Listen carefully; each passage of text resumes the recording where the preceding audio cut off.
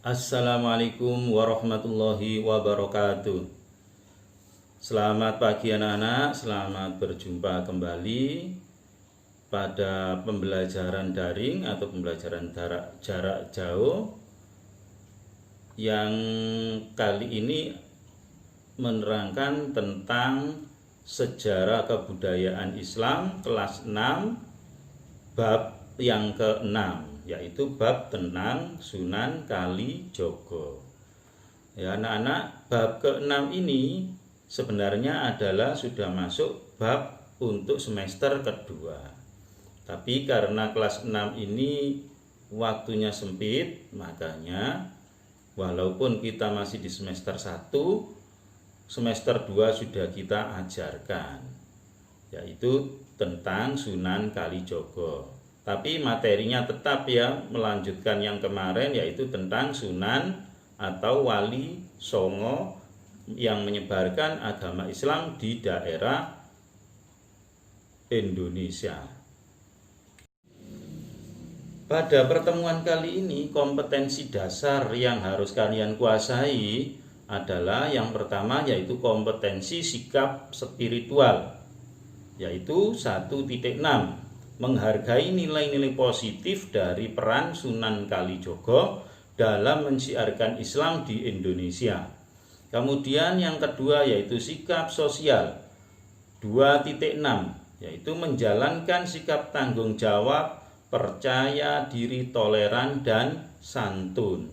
Kemudian yang ketiga yaitu kompetensi pengetahuan atau biasa disebut dengan KI 3, yaitu 3.6, menganalisis biografi Sunan Kalijogo dan perannya dalam mengembangkan Islam di Indonesia. Kemudian yang keempat berikutnya yaitu kompetensi keterampilan atau 4.6, yaitu mengorganisasi kembali peran Sunan Kalijogo dalam mengembangkan Islam di Indonesia. Nah, materi pada pembelajaran kali ini yaitu yang pertama yaitu tentang biografi Sunan Kalijogo. Jadi nanti kalian bisa melihat ya silsilah Sunan Kalijogo dan lain sebagainya. Kemudian yang kedua, materi yang kedua yaitu peran Sunan Kalijogo dalam mengembangkan Islam di Indonesia. Kemudian materi yang ketiga yaitu sikap positif dalam pribadi Sunan Kalijogo. Nah, itu adalah materi yang akan kita pelajari pada pagi hari ini atau pada hari ini. Ya. Nanti kalian bisa mengamati dari tampilan dari film yang akan saya putar atau video pembelajaran ini ya. Kalian cermati, kalian lihat dengan baik, kalian pahami isinya. Kemudian jangan lupa juga nanti kalian juga membaca buku yang sudah kalian dapatkan.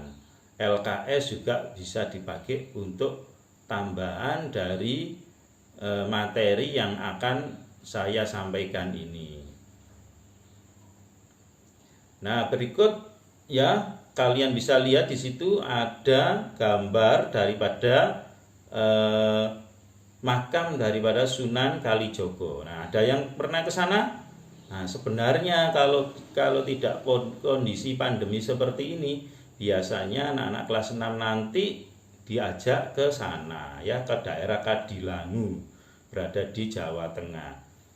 Nah, inilah Sunan Kalijogo yang biasa disebut dengan nama aslinya adalah Raden Mas Said. Nah, Sunan Kalijogo itu adalah anak dari Tumenggung Wilatikta Adipati Tuban. Ibu dari Sunan Kalijogo yaitu Dewi Nawangrum. Sunan Kalijogo juga punya beberapa sebutan, diantaranya adalah Pangeran Tuban, Raden Lokajaya. Nah, ini yang terkenal ya, Raden Lokajaya sebelum Sunan Kalijogo. Kemudian Syekh Malaya. Kemudian nama lainnya juga adalah Raden Abdurrahman. Nah, kemudian Sunan Kalijogo ini menikah 2 kali. Yang pertama yaitu dengan Dewi Saro.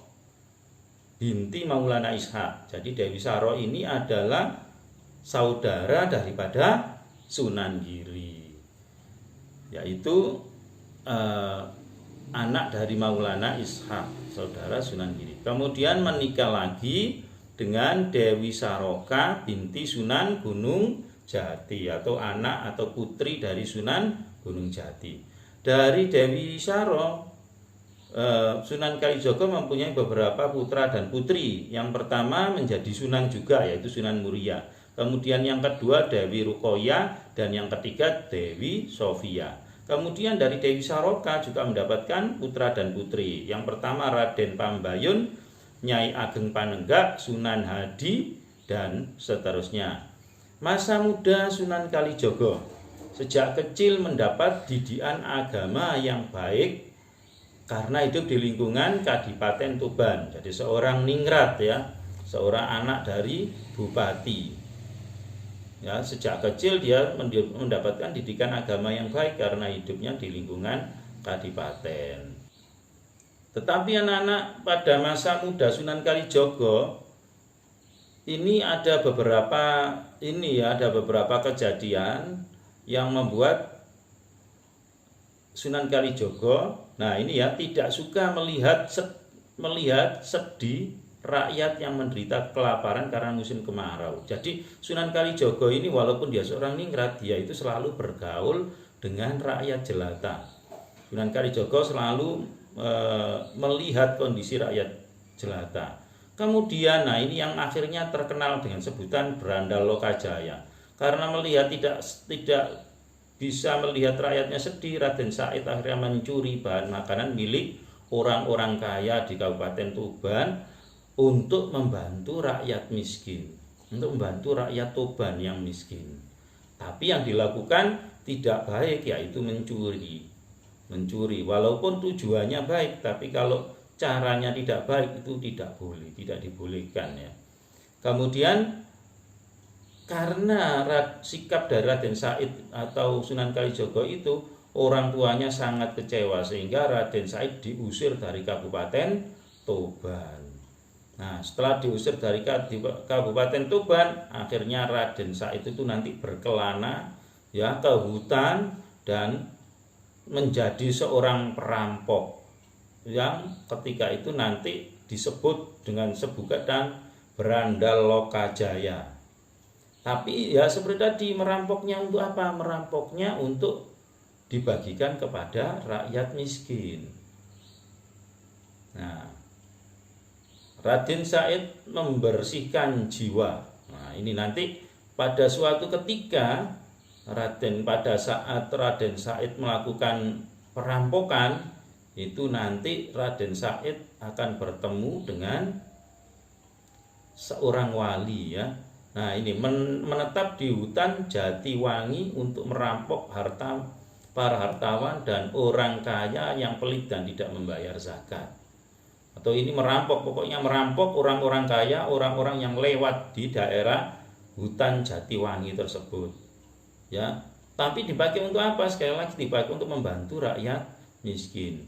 Tiba-tiba suatu ketika bertemu dengan orang tua yang kemudian diketahui adalah Sunan Bonang yang bisa mengalahkan Raden Said. Ya, di buku ada ceritanya, ya, sedikit, bahwa Raden Said itu mau merampok emas yang ada di tongkat Sunan Bonang, tetapi Sunan Bonang malah menunjukkan buah kolang-kaling tiba-tiba berubah menjadi emas. Nah, karena kesaktian tersebut, Sunan Kalijaga akhirnya meminta Sunan Bonang untuk menjadi gurunya. Nah, itu ya secara singkat di bukunya, kalian bisa lihat, ya, di buku sejarah, buku dari SKI kalian itu yang pernah saya bagikan kemarin, ya, itu bisa kalian lihat. Nah, Sunan Bonang, tahu kan Sunan Bonang kemarin sudah disebutkan di pertemuan yang kemarin, ya, tentang Sunan Bonang.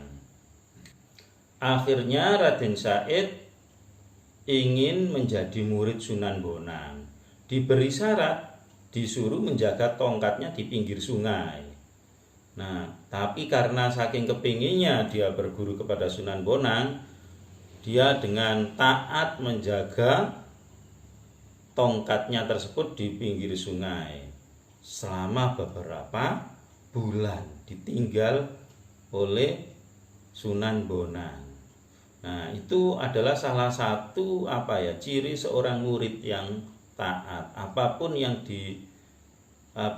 yang diberikan oleh gurunya, tidak membantah, tidak langsung dilakukan walaupun tugas itu sangat berat. Nah, kenapa? Karena sebenarnya tugas yang diberikan oleh seorang guru itu untuk kebaikan dari anak tersebut atau untuk kebaikan dari muridnya tersebut. Nah, di sini bahkan dikatakan setelah 3 tahun lamanya.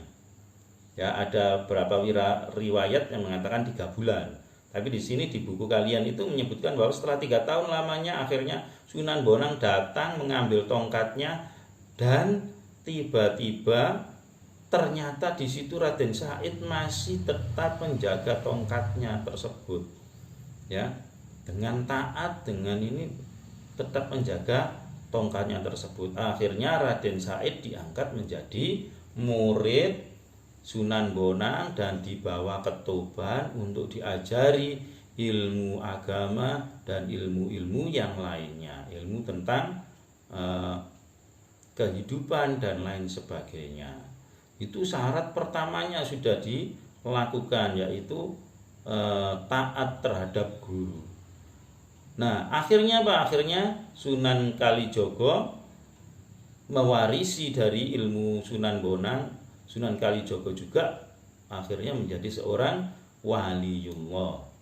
Nah, Sunan Kalijogo ini mempunyai dakwah yang unik ya.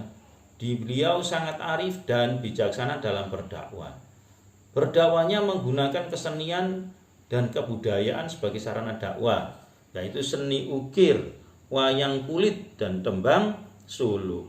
Bahkan Sunan Bonang ini dengan sangat cerdasnya, Sunan Kalijogo ini dengan sangat cerdasnya mengubah cerita Mahabharata yang bisa kalian lihat sekarang ya di televisi.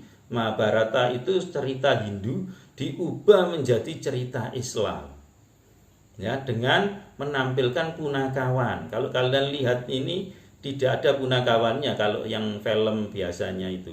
Tetapi di situ ditampilkan atau disebut dengan punakawan, yaitu Gareng, Petruk, ya Bagong dan lain sebagainya.